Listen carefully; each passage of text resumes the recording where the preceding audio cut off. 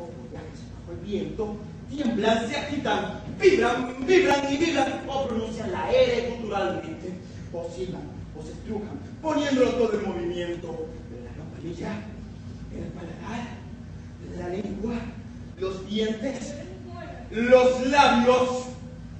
Finalmente, señorita, salen las palabras por la boca, por las orejas, por los ojos, por los poros, arrastrando consigo todos los órganos que acabo de nombrar, en un vuelo potente, majestuoso, que no es otra cosa que lo que llamamos impropiamente la voz. Modulándose o transformándose en una tempestad sinfónica, llena de todo un cortejo de haces de flores milagrosas.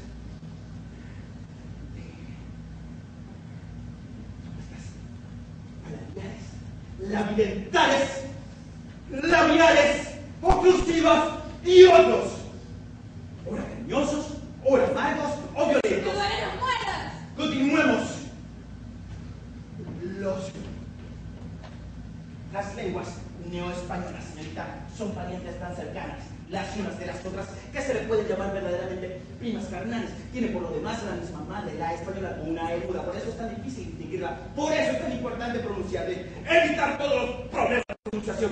Una buena pronunciación vale todo un lenguaje. Una mala pronunciación puede hacerle malas jugadas.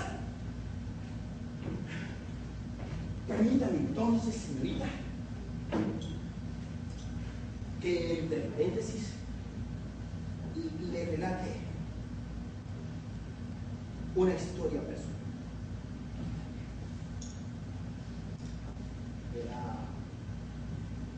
Era yo muy poco, casi un niño. Estaba de servicio militar. En el regimiento había un amigo que era y que tenía un problema gravísimo de pronunciación. No podía pronunciar bien la letra F. En vez de F decía J. Así pues, en vez de fuente, no beberé tu agua, decía fuente, no beberé tu agua. Pronunciaba foso en vez de foso, Fermín en vez de Fermín, párrago en vez de párrago, fifí con papá en vez de fifí con papá, febrero en vez de febrero, ficticio en vez de ficticio, Felipe en vez de Felipe, Felipe en vez de Felipe, marzo, abril en vez de marzo, abril, Gerard de Nerval, y no como se dice correctamente, Gerard de Nerval, Mirabeau en vez de Mirabeau, etcétera, en vez de etcétera, y así sucesivamente, etcétera, en vez de etcétera, y así sucesivamente, etcétera, en vez de etcétera, y así sucesivamente, etcétera. Pero tenía la gran suerte de ocultar bien su defecto, gracias a los sombreros que no se les advertían.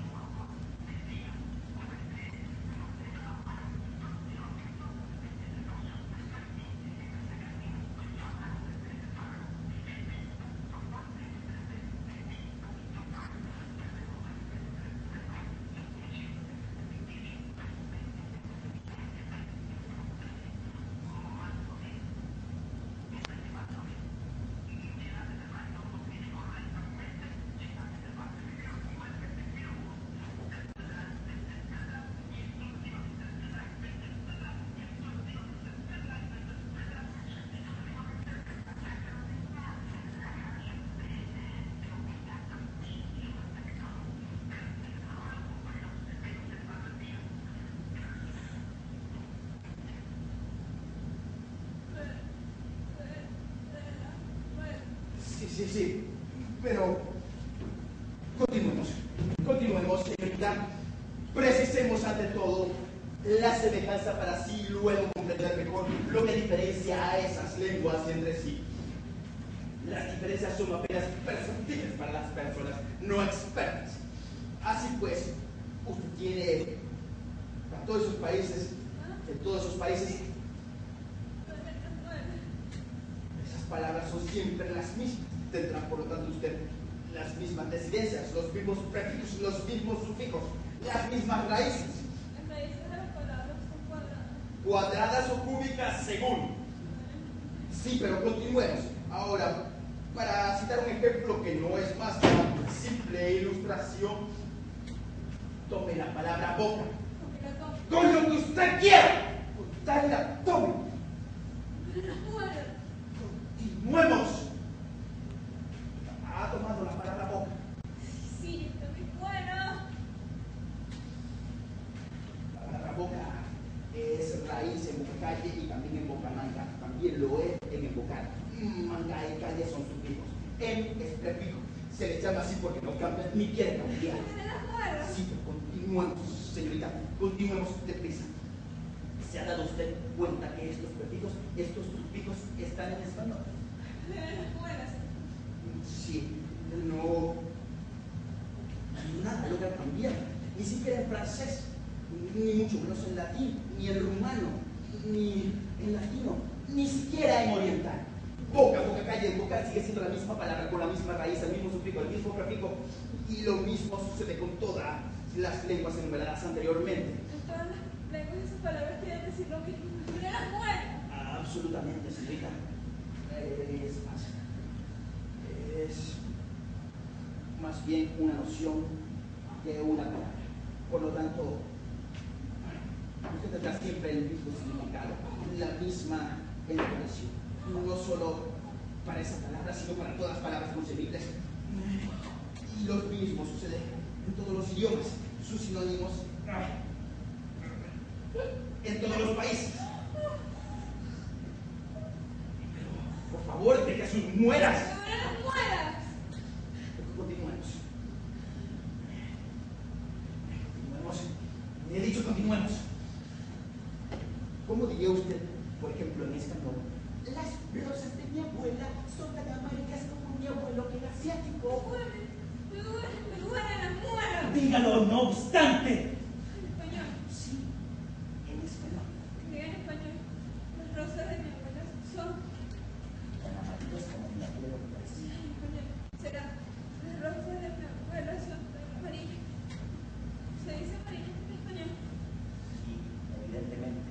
Son tan amarillas como mi abuelo cuando se enojaba. No, era Asiático. Las muelas. muy bien. Las muelas. ¡Las muelas! Tanto peor. Ahora, señorita, traduzca esa frase al francés y luego al latín. En francés, las rosas de mi abuela son tan amarillas como mi abuelo que era asiático. En latín, las rosas de mi abuela son tan amarillas como mi abuelo que era asiático. No, está mal, eso está muy mal. Usted ha invertido las cosas, ha tomado el francés por latín y el latín por francés. Es todo lo contrario. ¡Bueno, usted me confunde! Es usted quien se confunde, señorita. Preste atención. Voy a dictarle frases en español, luego en español y por último en latín. Usted las repetirá después de mí. Y atención, pues las semejanzas son grandes, son semejanzas idénticas. Escúcheme y sígame bien. Las muelas. Continúa. Bien, bien está. Las rosas de mi abuela son tan amarillas como mi abuelo que era asiático. Las rosas de mi abuela son tan amarillas como mi abuelo que era asiático. ¿Advierte usted la diferencia? Traduzca eso al rumano. ¿Cómo se dice rosas en rumano? Rosas. Rosas. Oh, no. Puesto que rosas es la traducción oriental de la palabra francesa rosas. En español, rosas. Comprende, sardanapalirosas. Disculpe, señor. No escucho las muelas, no advierto la diferencia. Es, no obstante, muy sencillo, señorita. Muy sencillo. Basta con tener cierta experiencia, una experiencia práctica y otra técnica. De esas lenguas diversas, tan diversas que lo único que guardan, ¿sí? Son semejanzas enteramente idénticas. Voy a tratar de darle una clave, señorita. Sí, pero continuemos. Continuemos. Lo que diferencia a esas lenguas no son las palabras, que son absolutamente las mismas, no la entonación, que no ofrece diferencia alguna, no la estructura del lenguaje. Lo que diferencia a esas lenguas. Escúcheme, señorita. ¡Escúcheme! Sí, continúe. Escúcheme o me va a enojar. Me fastidia usted, señor, me duele la escuela. Escúcheme. Lo que diferencia a esas lenguas, por una parte su madre con una M muda, y por otra parte, lo que las diferencia es... ¿Qué es? Es una cosa inefable que solo se llega a descubrir al cabo de mucho tiempo y tras una larga experiencia. Sí, señorita. No puedo darle regla alguna. Solo hay que tener olfato, y para tener olfato hay que estudiar, estudiar y estudiar. ¡Silencio! A enojar. Sin embargo, hay ciertas palabras que cambian de significado de un idioma a otro, pero no podemos pasar nuestro saber en ello, puesto que estas palabras son, por llamarlas así, casos excepcionales. Sí. Señor, me duele mucho las muelas. ¡Silencio, señorita! ¡No responderé ya de mí! ¡No responderé ya de mí!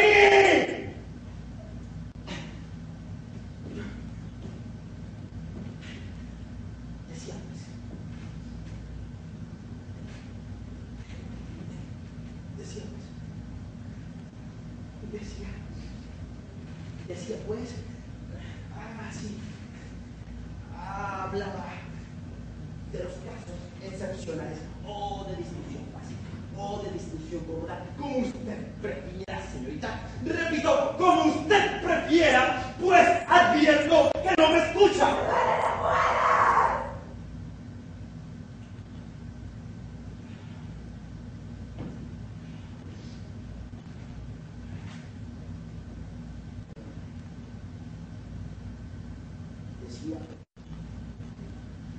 Decía pues que ciertas expresiones de uso corriente cambian de significado de un idioma a otro. En ese caso, la lengua empleada es sencillamente mucho más fácil de identificar. Les citaré un ejemplo.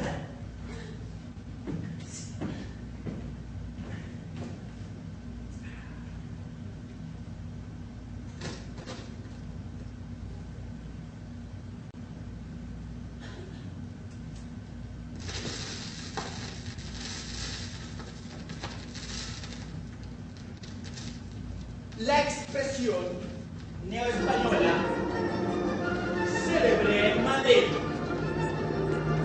Mi patria es la Neo-España. Se dirá en italiano, señorita. Mi patria es... ¿La Nueva España? No. Mi patria es Italia. Ahora, diga por simple deducción, ¿cómo se dice Italia en francés? No obstante, muy sencillo.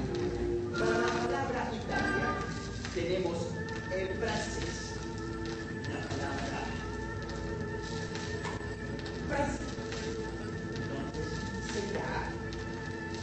patria es Francia. Y Francia, en oriental, se dice Oriente. Mi patria es el Oriente. Y Oriente, en portugués, se dice Portugal. Entonces, la expresión oriental, mi patria es el Oriente, será mi patria es Portugal. Y así sucesivamente. Así es, me duele. ¡Las muelas se las voy a arrancar!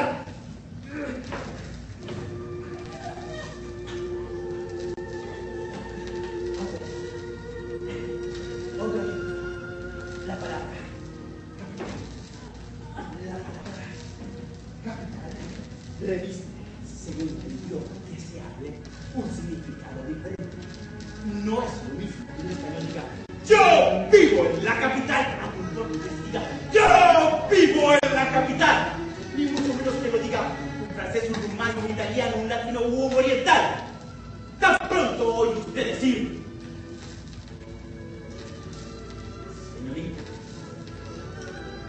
señorita, ¡mierda entonces! Tan pronto oye usted decir vivo en la capital, sabrá si se trata de un español, neoespañol, francés, rumano, italiano, satanás, latino u oriental.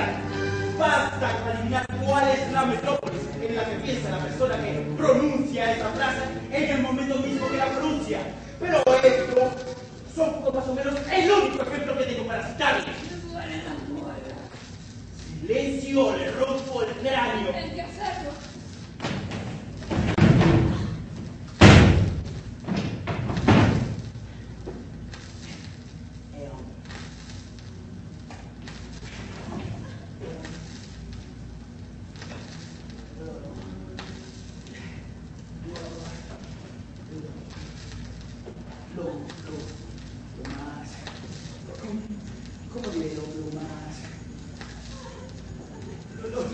Lo más paradójico, sí, esa es la palabra. Lo más paradójico es que ciertas personas que carecen por completo de instrucción hablen no obstante estos idiomas. ¿Escucha usted qué he dicho?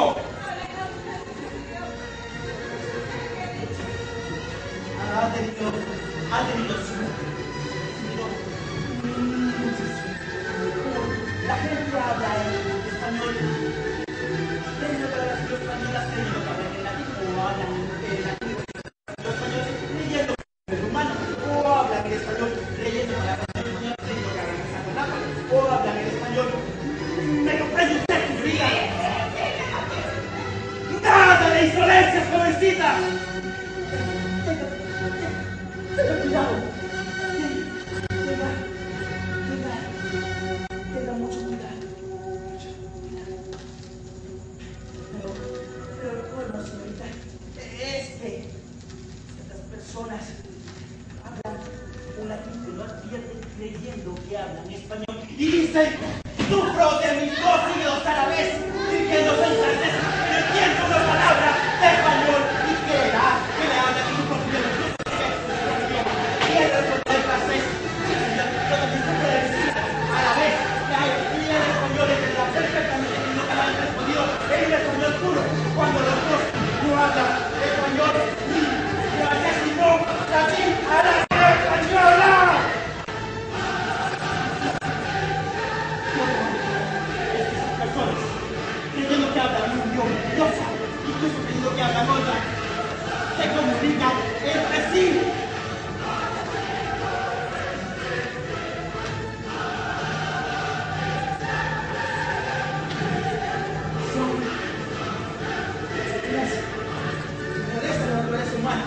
Que nada tiene que ver con la experiencia.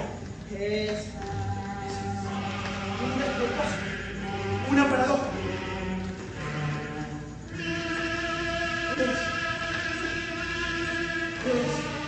Por decirlo en una palabra, el instinto lo que interviene.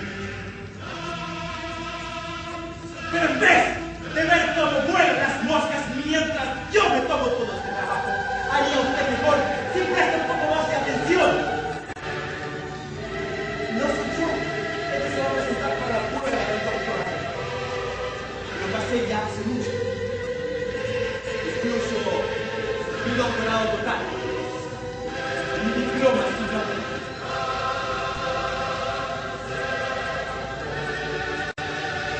¿No ves que lo hago por tu bien? Maleducado. No se quedará así. Le decía pues que para aprender estos idiomas y nada mejor que la práctica. Voy a enseñarle la traducción de mi cuchillo. ¡María!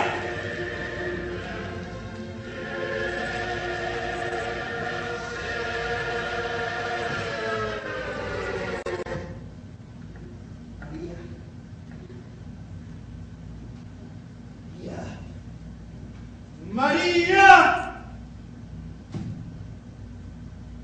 ¿Qué significa esto? Yo la llamo, tiene que venir. Soy yo quien da la